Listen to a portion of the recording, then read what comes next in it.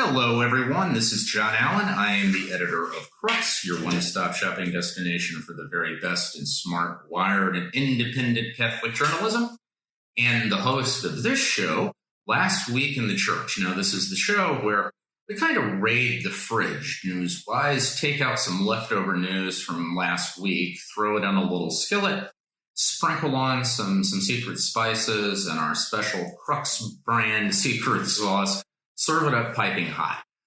By the way, I am rocking my University of Kansas sweatshirt today because, although by the time you see this, we'll know who won last night's National Basketball Championship in America, I don't know that now as we film it, so I am still exuding my Rock Chalk Jayhawk spirit.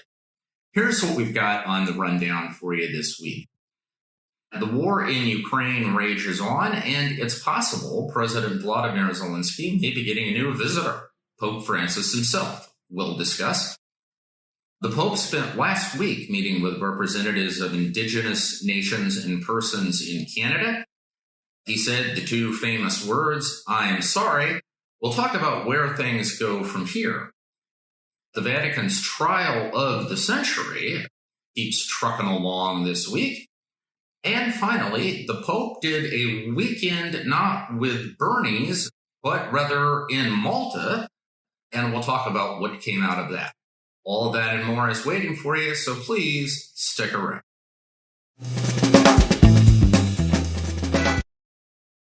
Well, listen, happy Tuesday to you. Happy Tuesday, April 5th, the year of our Lord 2022. This today is the day when the Vatican Trial of the century resumes here in Rome, but that's hardly the world's biggest story. That instead continues to center on the unfolding drama in Ukraine, where the world awoke on Monday to discover fresh reports of civilian atrocities by Russian forces in Ukraine, but also new reports of surprising success in terms of the Ukrainian resistance. Remains unclear, I think, pretty much to everyone, what Russian President Vladimir Putin's ultimate objective in Ukraine is, other than, well, just not liking Zelensky or the present regime there.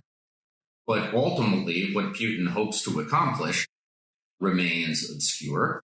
In the meantime, the world continues to galvanize to show solidarity with the Ukrainian cause as much as possible. Vladimir Zelensky is becoming the sort of Where's Waldo figure of global events. Where did he pop up over the weekend, albeit in video link form? No less august a venue than the American Grammy Awards, which is, I don't know this for sure. I have not done my Google research, but I'm going to guess this is the first time a Ukrainian chief of state has ever made a cameo at the Grammys. And I think it just tells you how much a significant chunk, anyway, of global opinion has sort of coalesced around the Ukrainian cause. Now, as part of that push to show support for the Ukrainians in every way possible, a number of delegations have been making their way in and out of Ukraine to meet Zelensky and to sort of plant the flag and to show their support. In the midst of all of that, there has been conversation from the very beginning about whether one of those major world leaders who might consider an outing to Ukraine would be Pope Francis. Now, even though the war has been underway for basically a month and Pope Francis still has yet to allow the words Vladimir Putin to escape his lips, in every other possible way, he has made it clear how appalled he is at what Russia is doing in Ukraine and how much he wants the war to end. However, he has not, of course, yet gone to Ukraine. The question is, will he? And he took that question on the way to Malta over the weekend. And he said something that I think many people weren't expecting, which was, well, it's under consideration. Now, this is Pope Francis, right? You understand. So you can't necessarily invest too much in the particular verbal formula he employs. If this were, say, Cardinal Pietro Parolin, the Cardinal Secretary of State of the Vatican, the ultimate diplomat who measures every word he speaks like it were an ounce of purified gold, and so is extremely careful. If he said a trip is under consideration, that would mean there were teams of gnomes in the Vatican gathered around tables, running logistics and making plans and so on. When Francis says it's under consideration, that's more akin to, well, at least I'm thinking about it. Doesn't necessarily mean that there are any present plans, doesn't mean it's going to happen next week. And in fact, on the plane on the way back to Rome 2 days later, Francis gave a longer version of this answer, which put a sort of question mark at the end of the sentence, basically saying, I'm not sure it's going to be possible and there are lots of considerations, but nevertheless made it abundantly clear that he would like to go and certainly isn't ruling it out. So I think where we are at this point is we can say Pope Francis would like to go to Kyiv. Undoubtedly, after he said it's under consideration, it now is indeed under consideration. Whether the logistics and security dimension of all of this will make it possible is anyone's guess. All right, moving on. We might as well deal with Malta because that was the setting for the Pope's comments on Ukraine, and it is, I suppose, telling that the only real headline to come out of about 36 hours in Malta had to do with another part of the world entirely. That is to say, this was never destined to be a trip that was going to make international headlines. This is more a trip for domestic consumption, that is, for the local population in Malta, which is, of course, one of the most Catholic countries on earth in percentage terms. It's sort of neck and neck with the Vatican City State for the percentage of the population that is actually Catholic. About 500,000 people all in, so not a particularly large country, but nevertheless, given its location and the role it has played in Catholic history, it's an important one. And Malta also has been a frontline nation in the Mediterranean for the migrant and refugee crisis that has been cresting in Europe for the better part of 5 years now.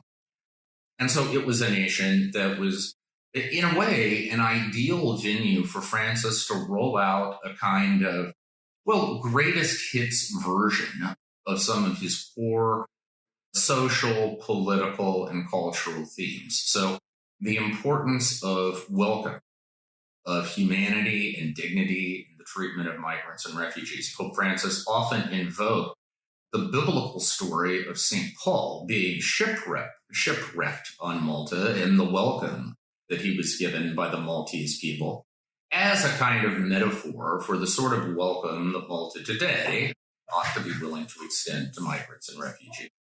Beyond welcome for migrants and refugees, the Pope also talked about the importance of dialogue, the importance of peace, and the importance of essentially building a loving and inclusive, concerned civil society. All themes that are very familiar, of course, from Pope Francis. But again, it was the first time that the Maltese had the chance to hear it in first person. Two other things of note, I think, from the Malta trip. One, throughout, we saw a Pope Francis who was visibly limping throughout the trip, experiencing what was quite clearly fairly agonizing pain in his knee, which made his movements quite difficult. And often there was a kind of grimace on his face when he would maybe land the wrong way on a particular step. Made it clear when the Vatican canceled a couple of the Pope's public events recently and attributed it to knee pain, they weren't kidding. That knee pain is a real thing, and it was on full public display in Malta. The other is that when Francis went to a center for migrants and refugees to spend some time with them, it's called the John the 23rd, reference, of course, to Pope John the 23rd, the John the 23rd Peace Lab in Malta. He was greeted by the 91-year-old Franciscan priest who founded lab and who still runs it to this day. And there were these marvelous little scenes of the Pope and this 91-year-old Franciscan walking down the lane through this little courtyard that led into this small platform they had erected for the Pope and the migrants to meet. And it was it was not really clear to anyone who was having the harder time navigating that small space. But yet, this was a marvelous sort of postcard of fidelity, if you think about it.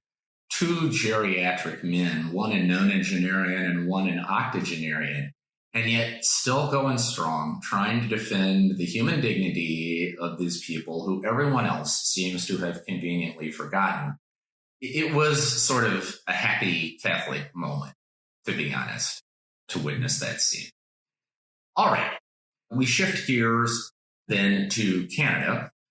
The Pope spent much of last week meeting with a delegation of leaders of indigenous nations and also survivors of mistreatment at church-run residential schools in Canada who were in Rome for a series of meetings with senior Vatican officials and with the Pope himself.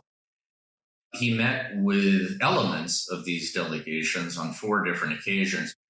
We talked about this last week. This was extremely unusual. The Pope almost never gives this kind of face time to anyone. Certainly visiting heads of state don't get it. And so it was an indication of the seriousness with which Pope Francis and the Vatican wished to approach this. The backdrop, of course, being this legacy of mistreatment of indigenous persons in Canada at church-run residential schools in the 19th and early 20th centuries. Basically, what had happened is that the Canadian government had forcibly removed children from their indigenous homes and placed them in these schools, these residential schools, which they had contracted to the church. The idea being trying to civilize them.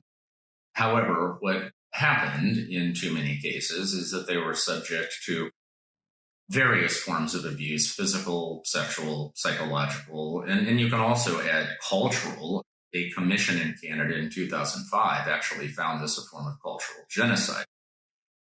For some time now, the church has been trying to apologize and to do justice to the people who experienced that abuse. And these delegations in Rome was the latest chapter in that. Now, these delegations had come with an agenda. First of all, they wanted an apology from Pope Francis, and we should note they got it. At the end, the Pope apologized without reservation to the people who were on hand and to all who had suffered this abuse, and added how the indignation and the shame he felt at the revelations of what had happened to these people and the church's role in that. Now, the indigenous also wanted a commitment from Pope Francis to come to Canada, to make a trip to Canada, and to deliver that apology there as well so that the whole nation could hear it.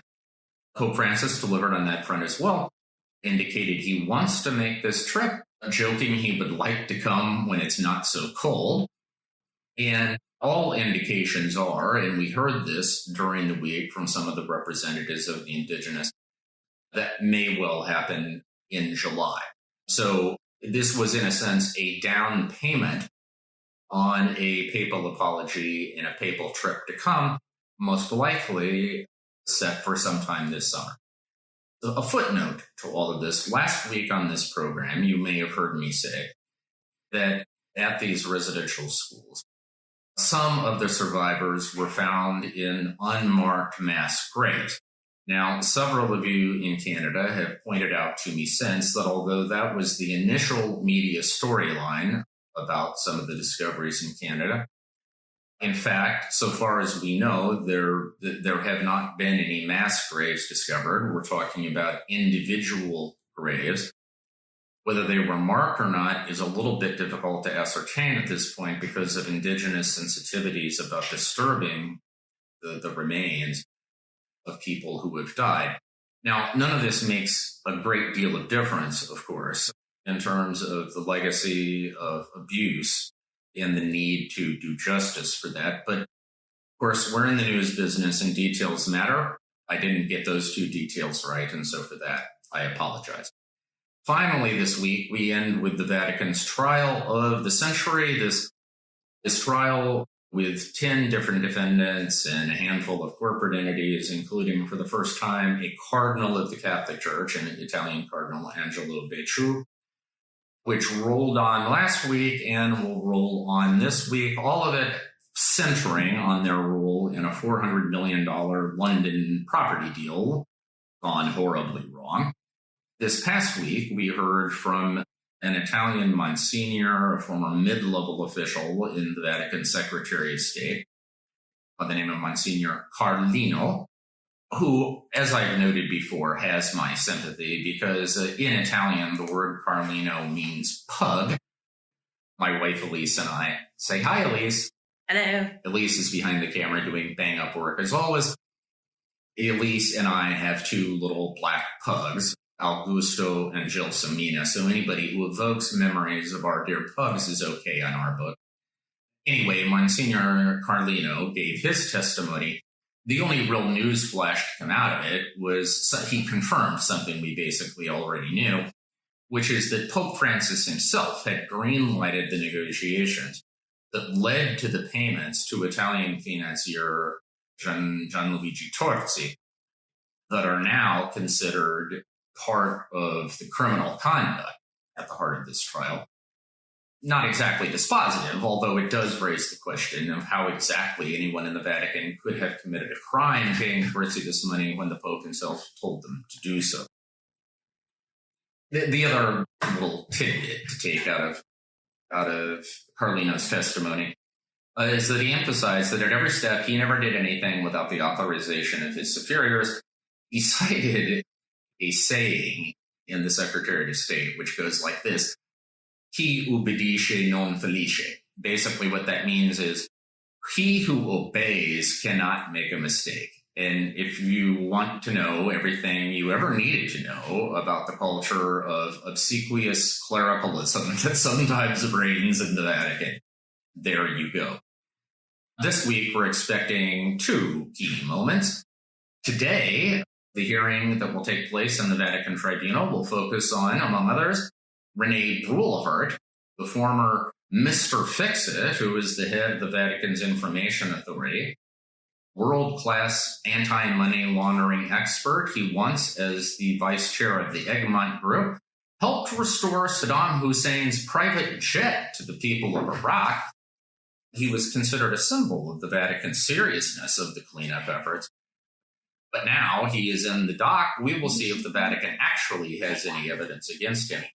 On Thursday, we will hear testimony regarding the somewhat salaciously titled Cardinal's Dame. That's an Italian laywoman by the name of Cecilia Marogna, who describes herself as a kind of humanitarian 007, someone who does security and consulting secret missions for humanitarian groups, who was also a close advisor to Becciu. Becciu had refused to testify about their relationship, citing pontifical secrecy. Pope Francis has now given him a waiver. We'll see what Becciu has to say. All right, that is our show for this week. Thank you for spending part of your Tuesday with us. Over the course of the next 7 days, stay safe, stay healthy, and although it's too late for you to actually act on this advice, nevertheless, if any of my mental telepathic energy reaches you before it's too late and you receive one of my impulses on Monday, please, tonight, watch the NCAA championship game between the University of Kansas and North Carolina and cheer for my beloved Jayhawks. Rock Chalk Jayhawk, baby. We'll talk to you next week.